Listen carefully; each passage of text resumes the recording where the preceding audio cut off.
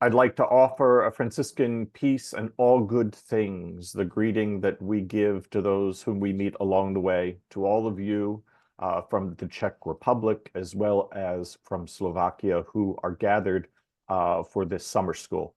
My name is Friar Mike Lasky, and I currently live in Rome, Italy, though originally from Baltimore, Maryland, in the United States. And for many years now, I have been doing work around justice, peace, and the integrity of creation. And currently, I'm doing that type of work for the entire Franciscan order around the world. So really, while I say I live in Rome, it's my base. It's from there that I'm able to go out and be with the Franciscan family and spread the message of St. Francis and of the Lord Jesus in positive ways around the globe. So as we come together for this small talk, I was asked to speak about how it is that we renew our common home, the house of God, from a Franciscan perspective, linking it to Catholic social teaching. And when I think about what Catholic social teaching is all about in the life of a Christian, many folks, in my experience, don't quite have it right. What do I mean by that? Catholic social teaching is interpreted by so many people as being something about an issue, or issue-driven, or issue-focused. So the question becomes, well, why isn't the church focusing on these environmental and global issues? We should do that, and we should use Catholic social teaching for that. And I was like, well, okay, hold on, but first step first. First and foremost, Catholic social teaching is about one thing. It's about proclaiming that Jesus is Lord. And if we don't have that as our foundation point, then I don't know what I'm doing. I wouldn't have a reference point to be able to do what I'm doing, and I wouldn't have a reason to get out of bed in the morning because of the state the world is oftentimes in. That's what drives me. It's a sense of prayer that undergirds it. Because if we remember that Jesus is Lord, what Catholic social teaching then becomes about, using that as our starting point, is then what are the ethical consequences of that proclamation in my life? If I say Jesus is Lord, then how do I have to live? How do I have to respond? What are the things that I say I would not be true to myself as a follower of Jesus or as a Christian if I didn't do things this way? So in that sense, Catholic social teaching, again, is not about an issue, but instead is about a proclamation. And then it settles into how it is that we live that proclamation. Now, if I were to use an example from St. Francis and our Franciscan order of how we begin to wrap not only our heads, but our hearts around what Catholic social teaching is, it would be an example from the life of St. Francis, which is a very simple one. Very early on in his life of conversion, when he was a young man, he came upon a leper, and he tells us that lepers nauseated him. The sight of lepers, the smell of lepers turned his stomach. And so he would do everything that he could to avoid lepers. And in Francis's conversion story, he talks about the day in which he encountered a leper on the road. He heard the bell. In the time of St. Francis, lepers lived outside the city. They were cast out. They were considered non-human beings, if you will. It wasn't only a sense that they didn't have dignity. The folks in the town of Assisi, in the city of Assisi, didn't even see them as people in any way, shape, or form. And they would carry these bells around to warn folks that they were on the path so that people would stay away and not catch the disease. Francis heard the bell, and for some reason he kept going. And then he gave the leper a bit of a wide berth, if you will, going around him on his horse, past the leper, and then something clicked inside of Francis. And he dismounted from that horse, turned, walked to the leper, and we're told that he embraced the leper. He kissed the leper. And as Francis writes about this conversion moment in his life, he reflects years later about how that which was bitter had become sweet. had become goodness. What happened in this moment of embracing the leper, recognizing another person's human dignity, is Francis standing in solidarity with one who is suffering an injustice. And for me, this is the first point that I think that we need to look at in Catholic social teaching and make sure that we have this part right. How is it that we look around, if we're proclaiming Jesus as Lord, and we believe that in every human being there is a goodness, in creation there is a goodness, then we need to embrace the leper who is around us. Find a way to embrace the leper and call that leper friend. If there's a word that I would place around it that we use in Catholic social teaching, the word is solidarity. How do we become one with another person? And this is what Francis does. He recognizes the injustice, he hugs the leper, and he becomes the friend of the leper, beginning a path of restorative justice, if you will. So that leaves us then to follow this example of Francis to the next step, because Francis didn't leave it there. He then went and lived among the lepers, which was unheard of in his time. He went and lived there, I think, for two reasons. One, because the Lord had called him there. It's not enough to say, I'm in solidarity with someone when they're suffering an injustice. Then it's incumbent upon us to build a friendship with the person or the group of people, which is exactly what Francis went and did. So he went and he ministered to them. He served them. He built friendship with them, if you will. And it was a two-way street, not just Francis helping them, they also helped Francis. Because in his conversion story, Francis's father was not in favor of what he was doing. And Francis's father used to beat him and even lock him up in the house when he would go away. His mother would let him out, but his father would lock him up. And we're told that it's the one place, the leprosarium, where Francis's father would never look for him, would never dare to go. So it became a place of sanctuary, a place of safety for Francis to work through his own unjust family issues that he was dealing with.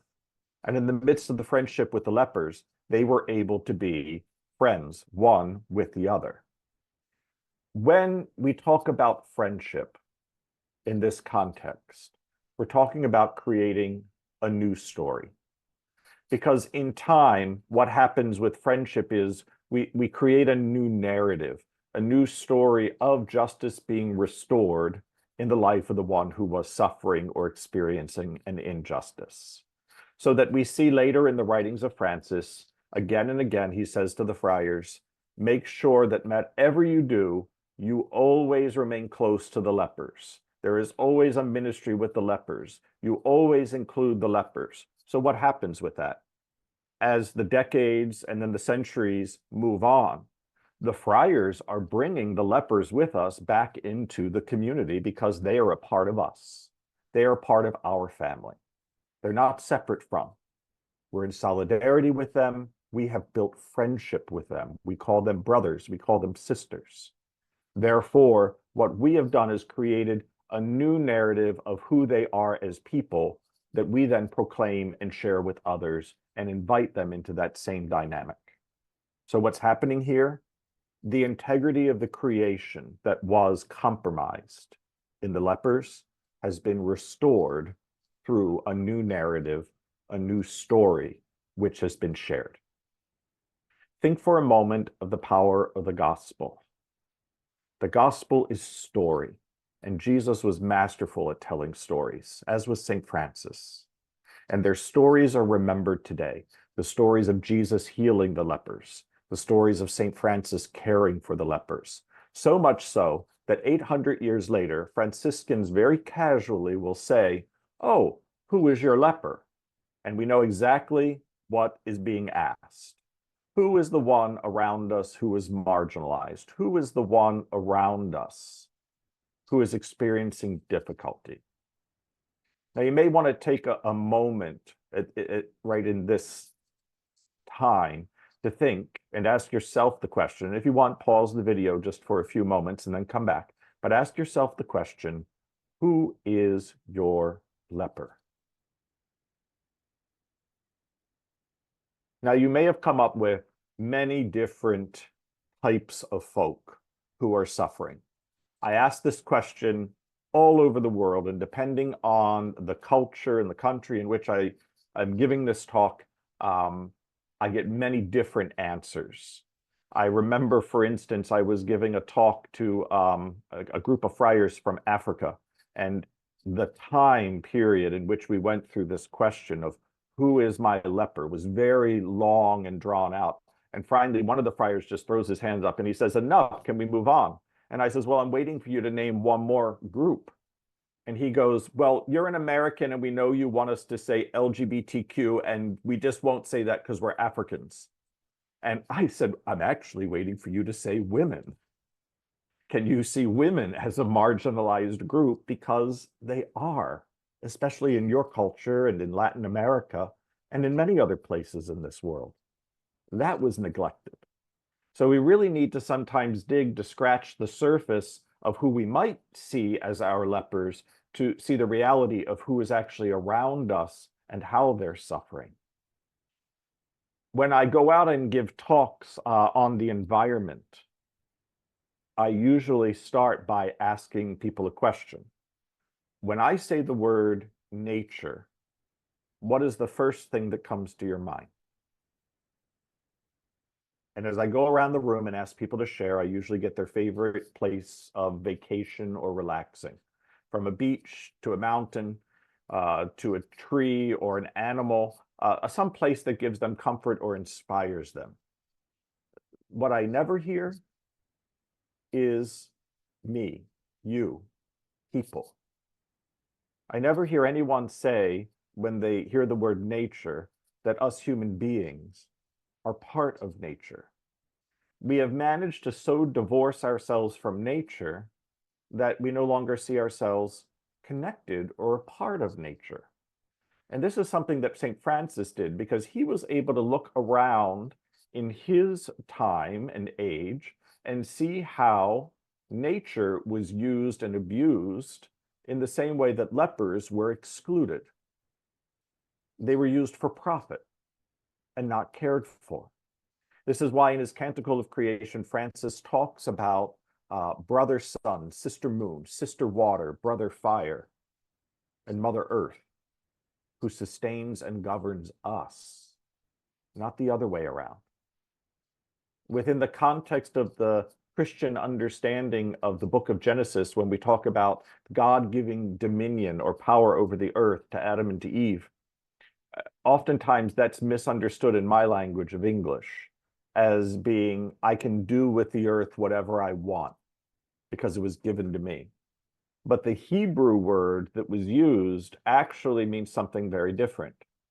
It means if I don't care well for creation, which is my responsibility, seeing myself in relationship with creation, if I don't care well for creation, then creation is going to turn on me and is going to teach me how it is I should be acting in right relationship with creation. So can we see, a question for us to consider, can we see creation as our brothers and sisters? Can we see creation as our leper, whom we're called to embrace, whom we're called to build friendship with, whom we are called to transform through the power of story? And I think that this gets to a lot of what people talk about in the context of social or environmental services or activities. How is it that we can wake the church up when the church in a given region, such as yours, just might not be on the cutting edge of environmental activity, or looking at the degradation of the environment and seeing how in creative ways we might work with this? I can share with you one of my more successful ministries was actually in a small town called Shamokin and Cole Township. It was two towns side by side, Pennsylvania. From the phrase Cole Township, You might have guessed by now that it's in the middle of a region in central Pennsylvania that is full of old mining towns, old coal mine towns. And this is a place that really there is no concept in this greater area of how it is that we might be on the cutting edge of being environmentalists and caring for the environment. Yet they suffer much from the work that was done there in the coal mines. What happened is now that the mines are closed, it's all the acid rain and the runoff that comes from the mountains into the local creeks and into the local streams and rivers that they turn orange and become a health hazard to so many people. You have no jobs in the area because the coal mines have closed. So people are suffering from all kinds of job instability, lack of education. They suffer from food insecurity. It's just, if there's a problem, it emerges. And in a poor area, some of the problems that emerge are like what Francis suffered from in his life, domestic abuse. You also have problems around drugs and things of that nature. For me, seeing Shamokin as the leper, I was able to, as a minister there, befriend, to become the friend of absolutely everyone. For me, it was shifting the paradigm of what church is. Church isn't a building that people come to worship and it's just this small group. I was the pastor of the entire city, is how I saw myself. I saw myself as intricately connected to and a friend of absolutely everyone. So with the help of the faith community that I was easily able to organize, we engaged the local, the county, the state, and even the federal government, where I had some friends in Washington, D.C., to send representatives and money and energy to begin to work to help vulnerable people in this area who are suffering the adverse effects of how we treated the environment for decades. I also got on board, besides the government, local businesses, so that they have a stake in the conversation, a part of the conversation, and that we don't duplicate efforts, as they want to be able to help the economy in town and have successful restaurants and businesses. How is it that we can work to support them and vice versa with the work that we're doing to help those who are most in need? And this became for us a paradigm of best practices. And has become a story that we begin to share. And there are actually a couple videos, if you're interested, on our webpage, franciscanvoice.org, where you can hear from the people themselves what it was that they experienced in this revitalization as we lit a spark of hope in Shamokin, if you will. So for us Franciscans, how is it that we proclaim Jesus as Lord? How is it that we live Catholic social teaching? It's being in right relationship with people and being able to look at people and see within them the suffering Christ, and then unite ourselves to that which we see. And in the same way, they're able to inspire us.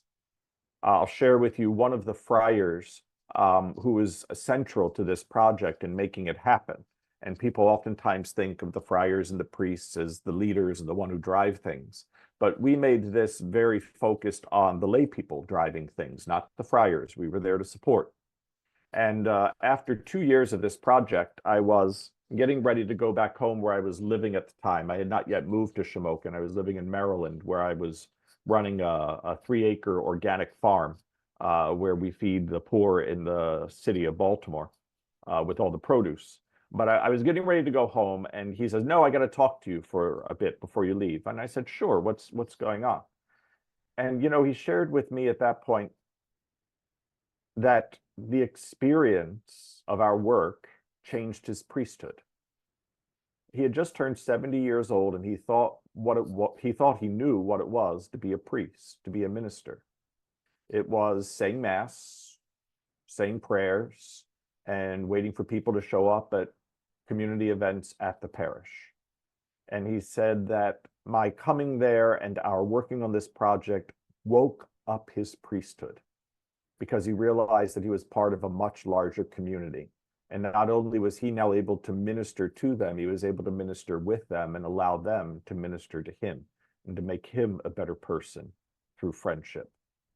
And it got to the point where, believe it or not, in this coal mine town in the center of Pennsylvania, where their use of plastic is unrivaled, they started seeking out bamboo forks and knives when we would have gatherings so that we could be a little more sustainable in our product use.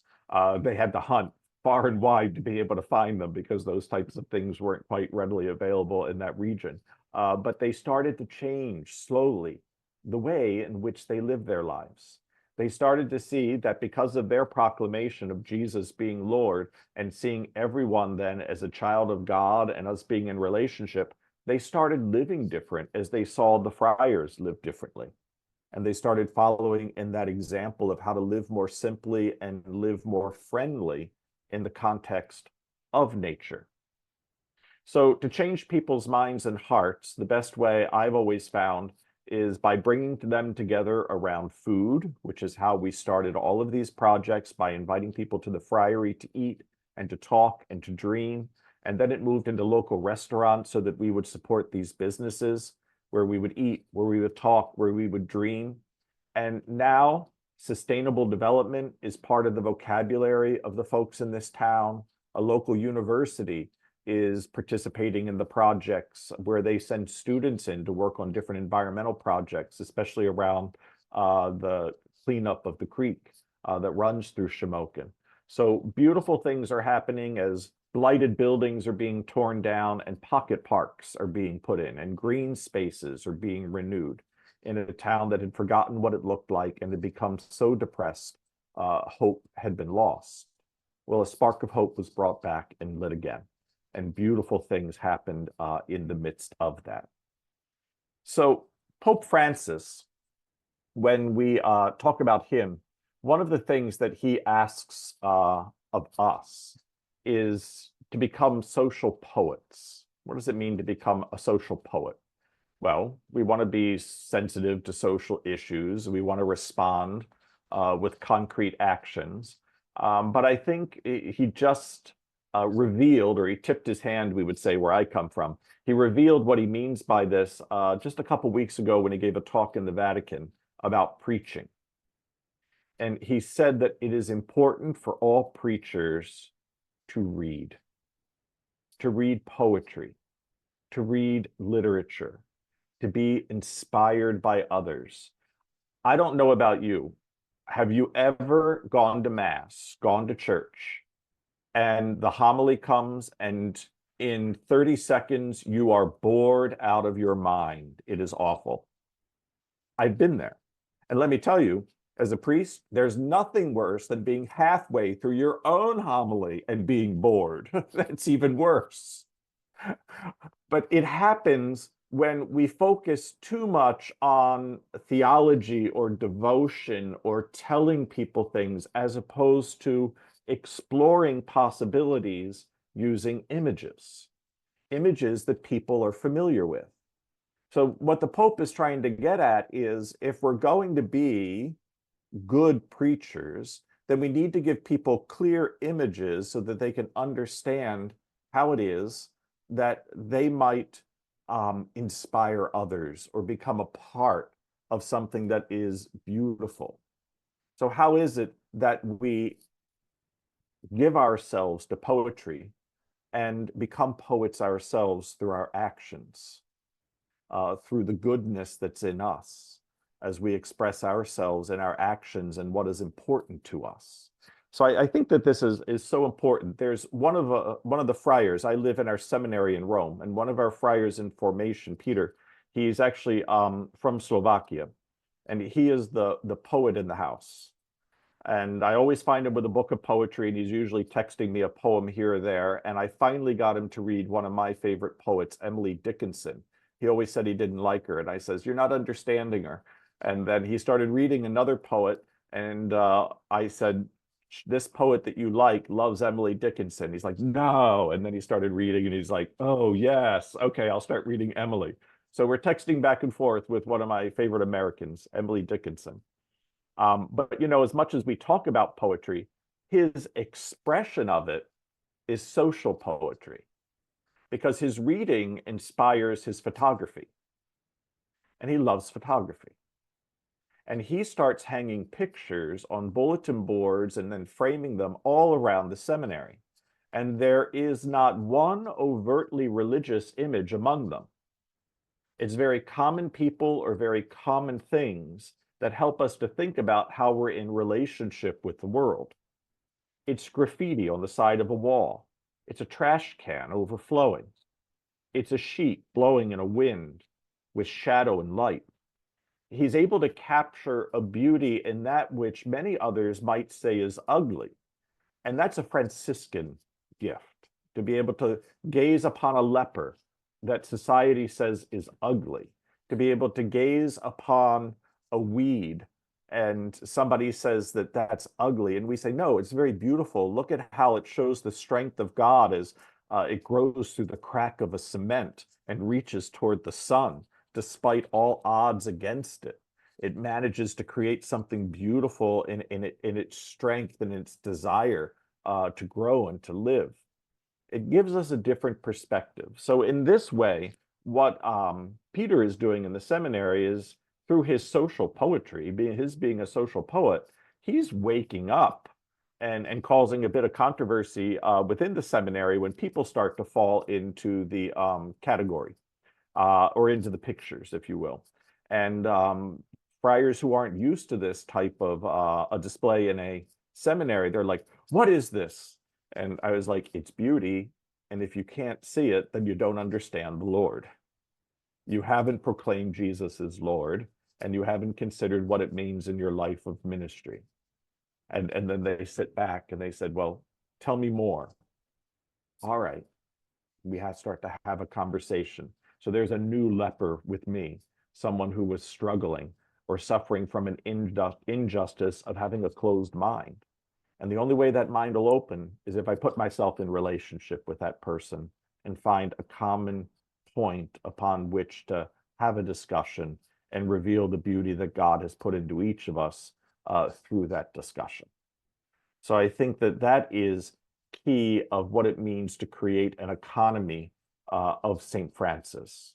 An economy of St. Francis is a way of living that is just and places the human person at the center of all ethical decision making, because God has made the human person and made creation good.